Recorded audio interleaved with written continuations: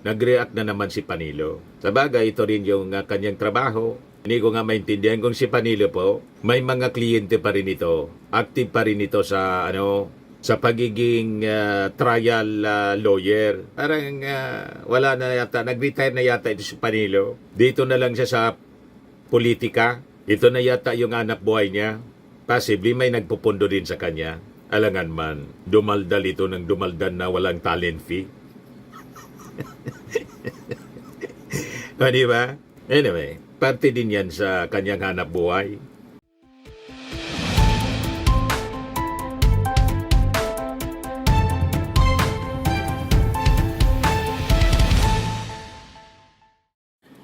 Hello po mga kababayan, si Dante Maravillas, Bicolano Albayano vlogger and broadcaster. Bago natin pag-usapan yung mga mainit na issue ngayon, yung mga nagpapadala pala po ng mga kwentong katatawanan. Hindi ka na niya, Mr. Maravillas, nagkikwento. Wala na yata niya, Mr. Maravillas, kwentong katatawanan. Mayroon pong mga nagpapadala. Kaya lang, hindi man nakakatawa. At saka napakahaba ng kwento. Brief story lang po kasi pag mahaba na yung kwento, hindi na nakakatawa, nagiging boring na. Kahit nga po sa vlogging, pag masyadong mahaba yung discussion, nainis na yung tao. Okay ba? Kaya dapat yung kwentong katatawanan po, maiksi lang, mga isang paragraph lang or dalawa, mga ilang lines lang po, ilang sentences, huwag masyado mahaba. Pag mahaba na po, pati ako, pag binabasa ko, nalilito ako sa kwento. Ano ba? At huwag bastos, at huwag nakakadiri. May mga kwento kasi po, nakakadiri. Kaya nasisensored po, mga kababayan, nag-iingat tayo na baka magkaroon tayong violation ng community standard ng YouTube, peligroso. Di ba? So yun, magpadala po kayo sa aking Facebook account, i-message ninyo, Dante Maravillas. Kung hindi doon sa ating vlog, Dante Maravillas Vlog, yung page natin yon. Sa Facebook pa rin. Huwag dito sa YouTube po. Kasi pag pinost ninyo sa comment, mababasa na ng ating mga tagapanood. Hindi na yan nakakatawa. Tama pa? O ngayon, pag-usapan natin itong mga sinasabi ni Panilo. Nag-react na naman si Panilo. Sa bagay, ito rin yung kanyang trabaho. Hindi ko nga maintindihan kung si Panilo po, may mga kliyente pa rin ito. Active pa rin ito sa sa pagiging trial lawyer. Parang wala na yata, nag-retire na yata ito si Panilo. Dito na lang siya sa politika. Ito na yata yung anak buhay niya. Possibly may nagpupundo din sa kanya. Alangan man, dumaldal ito ng dumaldan na walang talent fee. O, di ba? Anyway, parte din yan sa kanyang hanap buhay. O, di ano niya, Mr. Maravillas, yung dinaldal. O, ito nag-react siya, mga kababayan, sa sinabi ng ating Pangulo. Tinanong kasi ng mga reporters yung ating Pangulo. Pinapareact doon sa mga sinabi ni Panilo. Tapos ni Harry Roque, may relasyon sa utos ng ating Pangulo sa kanyang mga cabinet secretaries na mag-courtesy resignation. In fact, yung latest kahapon, pati yung mga head, mga kababayan, ng mga GOCCs, Government Owned and Controlled Corporations, pinapasubmit ng courtesy resignation din ng ating Pangulong Bongbong. Ang unang nakita kong nagsubmit na ng courtesy resignation, yung presidente ng Maharlika Fund. O ngayon, sabi kasi ni Panilo tapos ni Harry Roque, ang dapat niya mag-resign, ikaw. Kasi ikaw niya yung problema. Ang problema daw ng bansa, yung ating Pangulo. Ang problema po ng bansa, kayo. Kaya sabi ng ating Pangulo, I will resign? Ba't ko gagawin yon? Wala sa ugali ko yung tinatakbuhan ng problema. What good will that do? Tapos, biglang sumagot naman po si Panilo. Hindi man sana yun papatulan ng ating Pangulo kung hindi tinanong ng mainstream media. ng mga reporters. Kaya lang, alam naman po ninyo, yung mga tulad ko, kaming sa mainstream media, natural, pag may ganitong mga controversy, may mga challenge na pinapalabas, amon, yung mga nasa ibang kampo, siyempre, kukuna namin nga reaksyon yung presidente. Ayun na nga po, sumagot na naman po si Panilo. Sabi ni Panilo, yun ang problema, hindi mo nga tinatakasan, pero hindi mo naman binibigyan ng solusyon. Kaya siya pinagre-resign kasi nga hindi niya ginagawa ang trabaho niya. Saan ka Panilong planeta galing? Ba't hindi mo nakikita yung mga ginagawa ng ating Pangulo? Kagagaling pa nga siya. Kagagaling pa nga lang niya sa ASEAN Summit para ayusin yung mga problema na iniwan ninyo, lalo dito sa issue sa West Philippine Sea. Na dahil sa policy ng amo mong Sinigong na dumikit ng dumikit sa China, ayun, inabuso tayo. Gusto ng kami ng buong teritoryo natin. Inaayos ng ating Pangulo. Nakikipag-usap sa mga leaders ng mundo. And this time, sa ASEAN leaders para siguruhin na magiging maayos ang sitwasyon natin dito sa West Philippine Sea. Sinusulong niya yung Code of Conduct at hindi lang yun, yung ating economy sa pamamagitan ng mga trade agreements. Kaya siya, sumsum sa trabaho, bulag ka ba? Ang walang ginagawa sa totoo lang, si Sara Duterte, habang binabaha yung Mindanao na lugar niya, nandun kasama si Amy Marcos, magbi-birthday daw kasama yung kanyang tatay sa Dahig, lumipad outside PAR, Philippine Area of Responsibility, dumaan sa Doha, Qatar, at ngayon nandun na sa the Netherlands, habang sumusweldo sa ating gobyerno. From the taxes of the Filipino people, yun ang talagang walang ginagawa ever since. Kahit nga noong magka-unitim pa, anong ginawa ni Sara Duterte as DepEd Secretary? Sige nga, mayroon naman anya Mr. Maravillas, yung lunukin yung 125 million confidential funds in 11 days. Di ba? Yun ang ginawa ni Sara. O ngayon, nasa lakwatsa, mga kababayan. Ito yung tutong lakwatsa. Kasama pa si Amy Marcos. Ang sabi dito sa report ng Philstar, touchdown Netherlands. 46 minutes ago, Senator Amy Marcos shared on Facebook that she, along with Vice President Sara Duterte, has arrived in the Netherlands where The Hague is located on Wednesday. Former President Rodrigo Duterte is currently detained there for alleged crimes against humanity. Yan Kaya sabi ng mga netizens, sabi ni Gonzalo Valenzuela, sarap buhay. Papasyal-pasyal lang ang mga opisyal ng gobyerno na ang ginagastos ay pera ng taong bayan. Sabi ni Mercy Foliano, hayahay, patrabil-trabil sa labas ng Pilipinas, gastos ang pera ng bayan. At sinisuldoan pa, wala sa nagtatrabaho. On duty sila kay Digong. Hindi sa bayan. Sabi ni Bitoy Itrogi, pambansang palamoni ng buwis ng bayan pero walang sukli o ambag man lang, lamang sa pamalaan.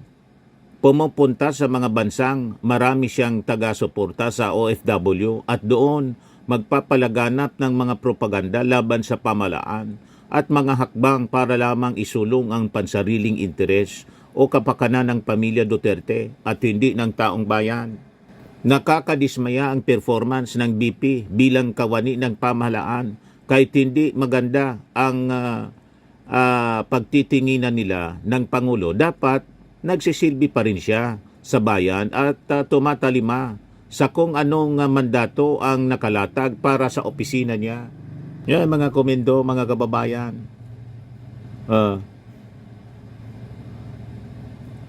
Lahat mga kababayan nito tumutulig sa ginagawa ni Sara Duterte na habang sumusweldo from the taxes of the Filipino people, wala mang contribution sa ating bayan, na mimirwisyo pa sa ating Pangulong Bongbong. Dapat talaga ito ma-impeach, ma-convict. But anyway, tingnan na lang natin mga kababayan, kasi magsisimula na yung impeachment trial sa June 2, magko-convene yung Senado. O ngayon, yung ating Pangulong Bongbong, na sinasabi ni Panilo na dapat mag-resign daw kasi hindi man ginagawa ang trabaho niya, he must be totally blind. Walang pahinga yung ating Pangulong Bongbong. Pagdating sa ating bansa, galing sa Malaysia, para sa 46 ASEAN na summit, sumabak agad sa mga scheduled meetings niya at pagsasaayos ng supply natin ng pagkain, lalo na yung bigas po, 20 pesos na bigas. Yan ating Pangulo. Sabi ng ating Pangulo, watch me sustain it. Manood na lang anya kayo kung paano ko i-sustain itong 20 pesos na bigas. Well, so, hindi naman nakakagulat na siyempre, tuwan-tuwa yung mga qualified na tumanggap. Kaya tinutuloy-tuloy natin yan. Yung mga nagsasabi, hindi, ano lang yan. Medyo, ano lang yan, pampapogi lang yan, pang cosmetic lang yan. Well, they're fair to have that opinion, but kung it's unsustainable. It's really the what people are saying. Watch me sustain it, and then we'll talk in May of 2028. Oh, natuloy ba o hindi? Yeah. We found a way. We found a way to do it. We could not do it before. Hindi kaya kasi hindi pa kaya ng sistema. Iba pa yung presyo ng bigas noon. Hindi pa tayo Kaya yung mga bilateral na ginagawa namin, we're making deals with different countries para yung presyo mapako na hindi pa bago-bago. Kahit anong mangyari down the road, nagawa na ngayon natin. Wala tayong ganun noon eh. Ngayon meron na. Kaya't kaya na natin gawin yung 20 pesos. And other things that DA is able to sell rice, the prices come down. But at the same time, on the other side, tinitiyak natin na ang pagbili, ang presyo na pagbili sa farmers, magandang presyo naman. Para naman yung farmers natin, magandang kanilang hanap buhay. And the difference there, that's what the government is paying for. Di ba? Wala man lang kahit isang araw na pahinga yung ating Pangulong Bongbong Marcos. Sabak agad sa trabaho dito sa ating bansa. Trabaho sa ibang bansa. Through ang mga meetings niya with ASEAN leaders. Pagbalik po, walang pahinga. Walang pahinga. Sabak agad sa mga schedule niyang meetings. Ito nga, sinama na mga kababayan, yung mga minimum wage earners sa magiging beneficiary ng 20 pesos per kilong rice program. Yan. The Department of Agriculture is set to include minimum wage earners in the government's ongoing 20 pesos per kilo rice program beginning next month, further expanding access to cheaper rice. Sa statement ng DA, it has agreed in principle with the Department of Labor and Employment to include minimum wage workers as present beneficiaries of the program. Napapahiya kasi po ang kampo ng mga Duterte. Kaya daldal ng daldal si Panelo, pati si Harry Roque. Si Harry Roque, panaw na lang mga kababayan ang binibilang. Malamang kalad ka rin na rin ng ating mga authorities tulad ni Tebes. Di ba? Wanted na po si fugitive, si Harry Roque. At hindi lang murang bigas, pati murang gulay para healthy yung pangulam ng ating mga mahihirap. Pumunta sa Bulacan po yung ating Pangulo para tingnan yung mga programa po. Ito yung report ng Presidential Communications Office. Mas murang gulay at makabagong pagsasaka. Binisita ni Pangulong Marcos ang Metro Pacific Fresh Farms sa San Rafael, Bulacan, ang pinakamalaking greenhouse facility sa Pilipinas. Ang 3.5 hektaryang pasilidad ay may kakayang makapag-ani ng 500 metric tons ng gulay kada taon gamit ang makabagong teknolohiya. Layunin ng MPFF na makapagatid ng mas mataas at tuloy-tuloy na ani habang binabawasan ang paggamit ng tubig, lupa at kemikal. Parang yung tatay niya, yung ating Pangulong Bongbong, habang si Sara, pasyal-pasyal sa ibang bansa. Yung ating Pangulo, pag pumunta sa ibang bansa, nagtatrabaho. Hindi pampersonal ang kanyang mga lakad, kundi para sa ating bansa. Yan ang pagkakaiba. You see, Ayan ang ating Pangulo. Napakaganda nitong greenhouse facility. O di ba? Kaya tuwang-tuwa yung ating mga magsasaka sa ating Pangulo. Kaya sabi ng mga nagre-react, puro tawa mga anay. Pero sa loob-loob nangingisay sila sa inggit. Inggit na inggit sa ating Pangulong Bongbong kasi hindi apektado ng mga atake nila. Yung mga serbe-serbe po, false Asia. Gusto ninyong malaman kung bakit kailangang wag tayong nagpapaniwala sa kanila? Sa mga paserbe nila po, false Asia nga. Hanap buhay nila po. Ibigay ko sa inyo itong kwento. Singit ko na muna. O ito yung patunay na dapat hindi kayo nagpapaniwala sa Pulse Asia survey. Yan sabi rito. Kailan to? 2000. December 20, 2000. Written by Mauricio Villanueva. Published by Philippine Star. Yan Philstar Global. Ano sabi diyan? Pulse Asia head admits Abintahado paid 620,000 for impeach survey. Binabayaran sila, mga kababayan. Sabi ko sa inyo, kung sino yung nagpa-survey, yung nag-sponsor sa kanila, simpre papaboran nila kasi hanap buhay nila ang mag-survey sa survey para i-brainwash tayo. Mind setting. Pinagluluko tayo po, mga kababayan ng mga survey firms. Yan Ito yung impeachment ni Erap Estrada. Kaya lang, hindi na natuloy yung impeachment. Kasi, nag-resign si umalis na lang si Erap. Yan sabi dito. Professor Felipe Miranda admitted yesterday that a presidential advisor paid his polling firm, Pulse Asia, 620,000 pesos to conduct a controversial opinion survey of Metro Manilans that showed President Estrada's public acceptance rating going up amid his impeachment trial. But Miranda, chief of Pulse Asia, said he did not know if government money was used to pay his firm for the survey. Maniwala. Pinagluloko po tayo ng Pulse Asia noon pa. Naniwala kayo sa Pulse Asia survey? Ngayon na pinalabas ng sino yun yung head nila, si Ronnie Holmes. Naniniwala kayo doon? Na yung trust ratings ng ating Pangulo, 32%. Si Sara na wala mang ginagawa, 50% pa rin. Si Digong na nakakulong, 63%. Sabi ko sa inyo, noon pa nila gawain. Niloloko tayo noon pa. Hanggang ngayon, di pa kayo nagigising. Kaya sabi ng ating Pangulo, pero hindi nag-aakusa yung ating Pangulo. In-interview doon sa Kuala Lumpur, Malaysia, tungkol sa survey. Yan published by Manila Times. Arrest yung decline in your survey. Well, again, let's look at that surveys when we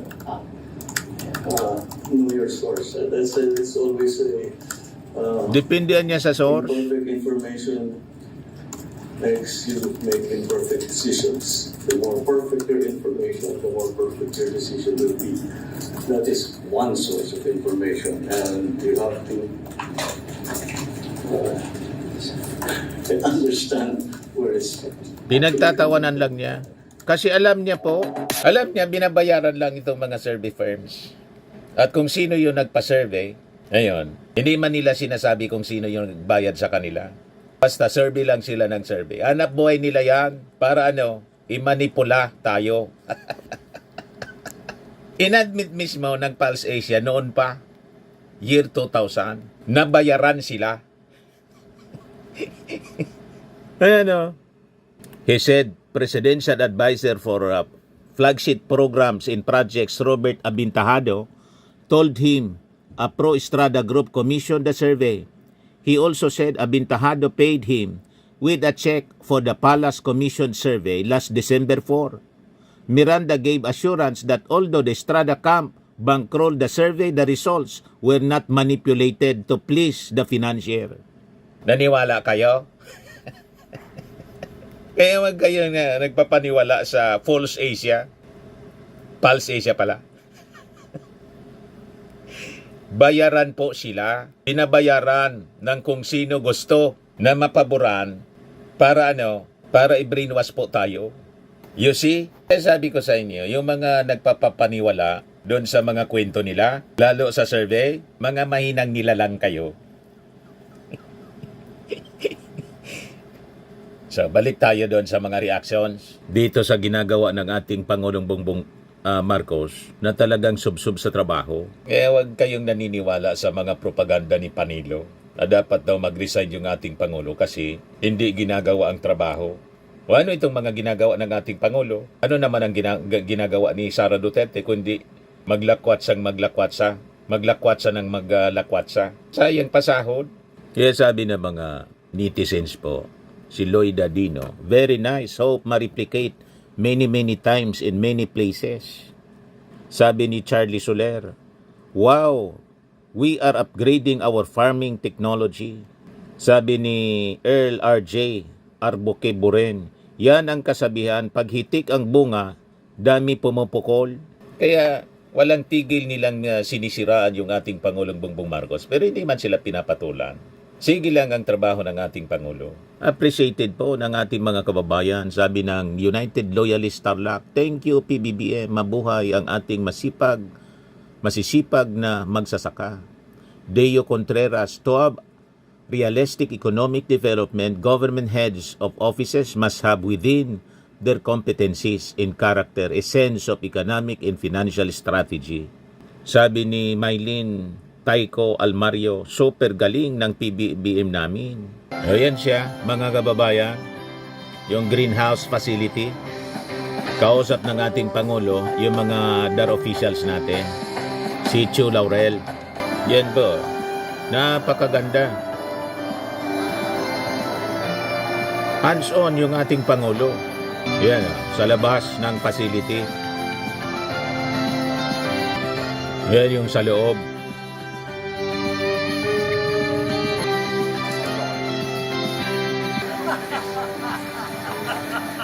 So, di ba? Nakakatuwa mga kababayan. Yan o.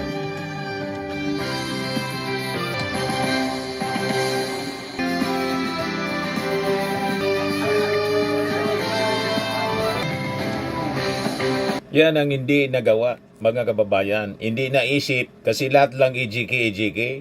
Tukang-tukang EJK yung previous administration. Tapos isisisi sa ating Pangulo yung kasong crimes against humanity niya.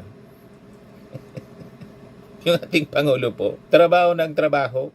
Hindi nila ito nagawa. Kaya yung ginagawa ng ating Pangulo, sinisiraan nila.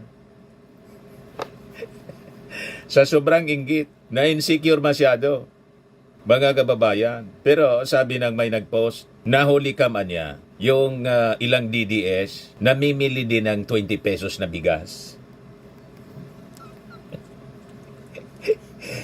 Sigurado naman po na itong mga DDS nagkikinabang dito sa 20 pesos na bigas na kanila pong iniinsulto, pinagtatawanan.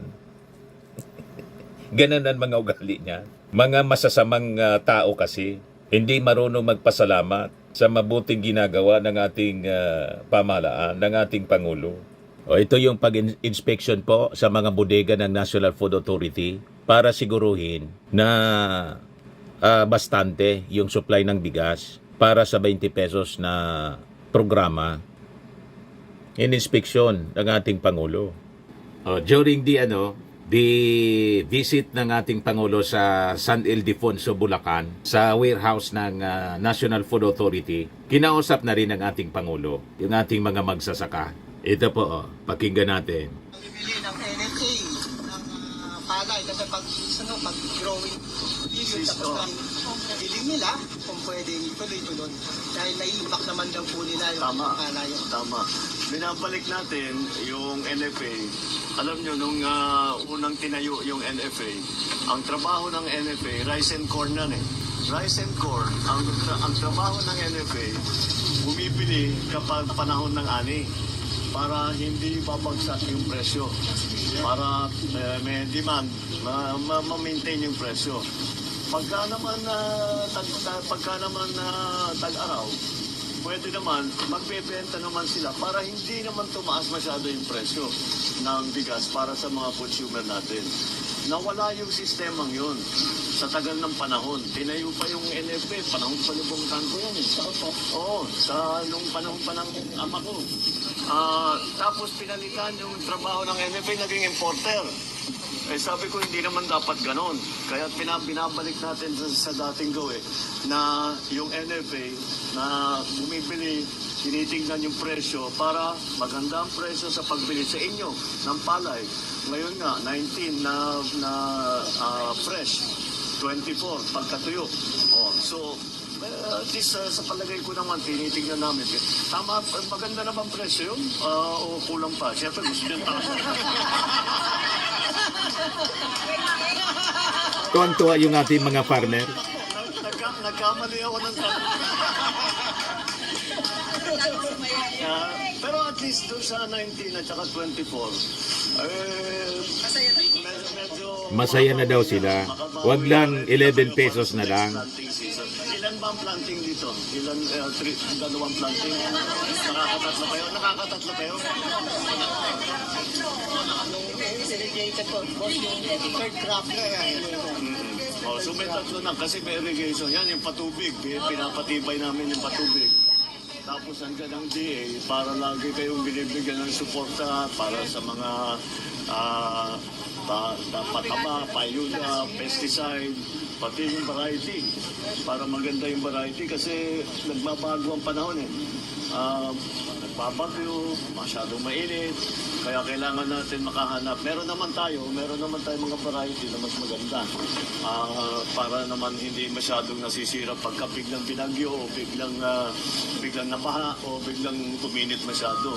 Kaya basta kung ano yung tinitiyak lang namin para lahat ng Pilipino naman may makain na bigas. Kasi You see? naman para sa atin ang food supply, hindi gaano pinag-uusapan yung ulam.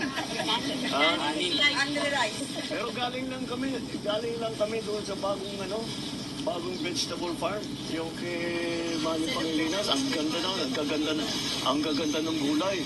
Pero para sa mga sosyal, mga restaurant na taong pinagbentahan nila. Pero sa atin, alam mo naman, pag walang-wala, tuyo lang at saka kanin, pwede na eh. Kaya kanin talaga, yung bigas talaga ang importante.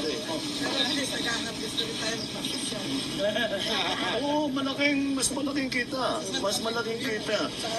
Tutulong ang DA para makahanap kayo ng market na mabentahan. Para, siyempre, maximize yung kita ninyo. Pero patuloy ito sa NFA. Hindi namin titigilan ito. Kailangan talaga. Yan ang Pangulo. Yung pinabalanse lang namin, siyempre, yung presyo na binibili ng consumer at saka yung presyo na binibili sa farmer. Na wala namang malugi. Hindi masyadong mataas ang pagbenta sa palengke at hindi naman masyadong mababa ang pagbili ng NFA. Kaya sa aking palagay, mukhang maayos, mukha namang maayos. Isipin ko na lang yung sagot dun sa tanong ko kung pwede pa pala.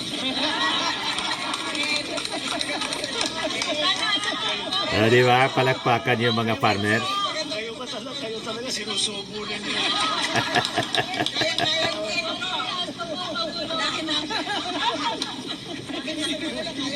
Si administrator,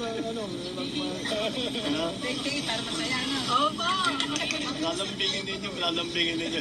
Hindi, basta tangina, talaga namin, makatiyak na yung farmer natin may sapat na kita para mag-ready na sa next planting season. Tapos siyempre may support pa sa galing ng DA, galing ng NFA. Oo, pinag-aaralan namin, ginagaya namin kasi kagaya sa tobacco doon sa amin sa Ilocos, may floor price. So never pababa doon sa floor price. Para hindi baratin po. Magkaroon ng floor price para wala namang malugi kahit na masyadong sayang muna kasi pagka masyadong malikot yung presyo, hindi tayo makapagplano na maganda eh. Siguro kayo din, ganun din ang nagiging experience ninyo. Tinatambangan na kung magtanim pagka Siyempre, bakit? Para ganahan yung mga farmers na magtanim kasi hindi binabarat yung presyo. Both side, kaya nga binabalanse nga namin yung presyo para sa namimili sa palengke at saka yung buying price naman na galing sa mga farmer para magandang sitwasyon. Pero pararamihin pa natin, kailangan pa natin magkatulong sa inyo, pararamihin pa natin mga equipment. Yan ang hindi nagawa ng previous administration. Tapos kung ano-anong dinadaldal ni Panelo. Pinagmalaki po natin, binigay ninyo na pang sa mga warehouse, dryers, rice mill, at yun naman po yung na-appreciate nyo. Sige. po So kulang yung pero ganun pa rin ang mga pangangailangan nyo. Yung mga dryer, mga milling. Kahit yung small scale lang. Mga truck. Yun ang isa pa. Nung panahon na naman ako, sinusundo kasi yung palay noon eh. Tama. Ang ginagawa, namimigay, yung mga LGU lalo, namimigay ng truck sa bawat barangay o bawat cooperative, nabibigyan ng truck para maihatid yung Correct. anin. May hahakot. At saka hindi, papawasan yung presyo. Kasi kung kayo mismong gagawa, hindi niya pagkikitaan yung transport eh. Pero kung meron kayong kukunin na mag-transport, siyempre may kita sila doon. So tataas ang presyo. So pagkain nyo na, yung cooperative ng may-ari ng truck, yung cooperative ng may-ari nung equipment, O, diba? hindi nyo pagkikitaan yung milling, hindi nyo pagkikitaan ninyo yung pagbenta ninyo ng bigas. Yun. At saka may iwan sa inyo lahat ng kita. Hindi Tama. sa- Turuan magnegosyo sa processing. yung mga Nasa sa inyo farmers. lahat. Kaya hawak ninyo lahat Tulad ng ng mga processing. negosyante. Hawak ninyo lahat ng transportation. Yun ang aming tinatrabaho. Kasi ang nangyayari, walang skills po. Yung ating mga farmers, sila nagpo-produce mga kababayan. Ang nagkikinabang sa kita, yung mga traders. Sila yung nagpapatubo. Kasi hindi maalam yung ating mga farmers kung paano magnegosyo. So kailangang turuan sila maging mga entrepreneurs. Farmer entrepreneurs dapat. Kita ninyo ang ginagawa ng ating Pangulo? Pagkatapos sabihin ni Panelo, walang ginagawa daw yung ating Pangulo. Ang walang ginagawa si Sara. Wala nang contribution sa ating bansa, namimirwisyo pa. Kayo yon, binabaliktad ninyo yung kwento. Gustong pag-resign ninyo yung ating Pangulo para mailuklok si Sara na hindi man marunong sa pamamalakad ng gobyerno. Ang alam lang po, yung confidential funds kung paano gastusin in 11 days. You see, yung baha nga sa Davao hindi masolusyonan despite ng 52 billion pesos na pork barrel ni Pulong noong panahon ng kanyang tatay.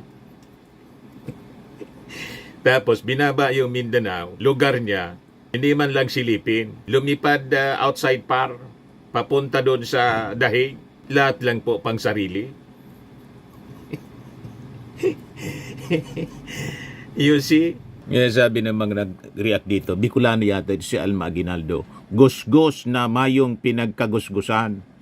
Ang ibig sabihin, ng gusgus gurang, matanda. Matanda na niya na hindi walang pinagtandaan. Gusgus na mayong ginusgusan.